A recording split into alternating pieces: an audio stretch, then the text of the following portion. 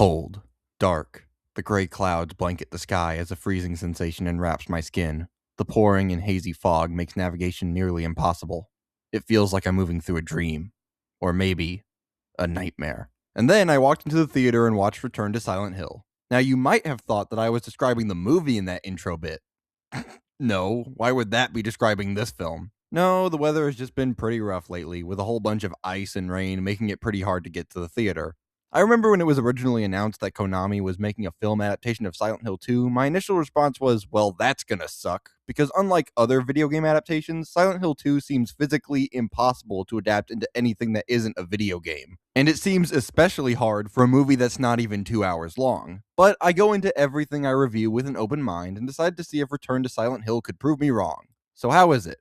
It sucks. Oh well. The thing about Silent Hill 2 that makes it work so incredibly well is its subtle horror, the creaks and groans of something that you can barely make out twitching in the fog, the atmosphere and sound design working in tandem to create a chilling feeling. And if there's one thing most modern films are incapable of doing, it's subtlety, as proven by Netflix's stupid policy. And hold on a second. Stupid. And Return to Silent Hill is anything but subtle. Spoiler warning if you care. I wouldn't recommend you watch this movie, but you know.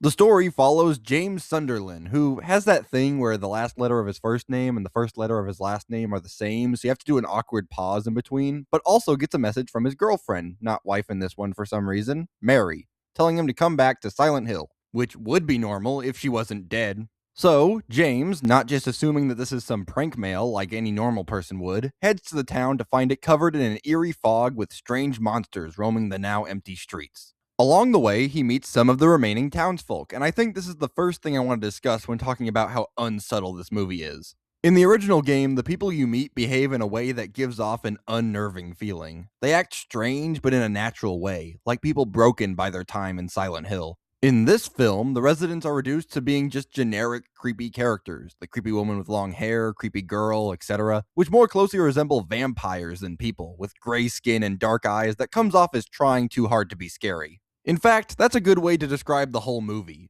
It tries too hard, with an over-reliance on cheap jump scares, strobe lights, and violent stingers that actually make the movie less intense than if they weren't there. There's one scene that honestly perfectly sums up how the film is, so I'm just going to describe it. James is walking down one of Silent Hill's renowned rusty halls when he sees a woman laying on the ground facing away from him. The woman's head then twists around to face James and falls off, rolling towards him. The head stops at his feet and looks up at him with a deep stinger playing as her eyes adjust upwards. The headless body begins to twitch as spider legs emerge from it and crawls towards the head and places it back on the neck. The head's eyes turn black and she screams as millions of small spiders crawl out of her mouth. When I saw this in the theater, my mouth was on the floor. I mean, just awestruck, because this is possibly the most try-hard thing I've ever seen in a horror movie. The only way it could have been worse is if the screen started flashing when she screamed. The runtime is also an issue. The film feels like it's just going over the cliff notes of the story, jumping from plot point to plot point without any time to breathe. It also straight up cuts multiple crucial moments from the game, like the meat locker, and replaces it with flashbacks that add the cult from the other Silent Hill games to Silent Hill 2's story, which to me just makes the story so much less interesting. The game was focused on the town being a manifestation of James's dark mind. Everything James didn't want to feel but did, given a physical form, with Pyramid Head being a dark reflection of himself. Adding the cult to this story takes focus away from that. Speaking of Pyramid Head, where is he? It's so funny because Konami famously loves to use Pyramid Head, even when he doesn't fit at all. So now, in this movie, where Pyramid Head is supposed to be a prominent figure, he shows up in the film like maybe twice. And then there's the ending. Oh boy, the ending.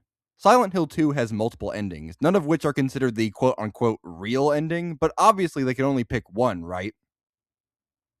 Right?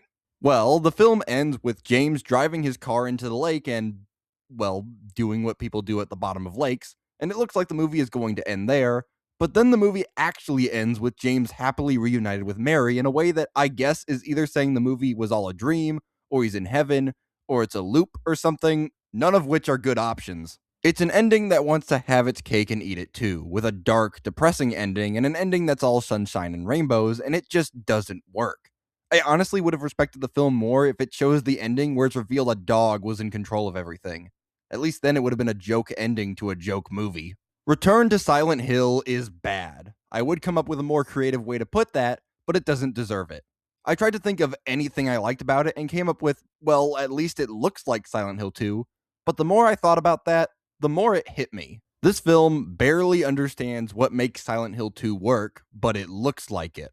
I don't want to assume anything. Maybe the people who made this movie did a lot of research and still produced garbage, but it feels like they saw some screenshots, read a simple plot summary, and that's it. The scariest part of this whole experience was the drive to the theater.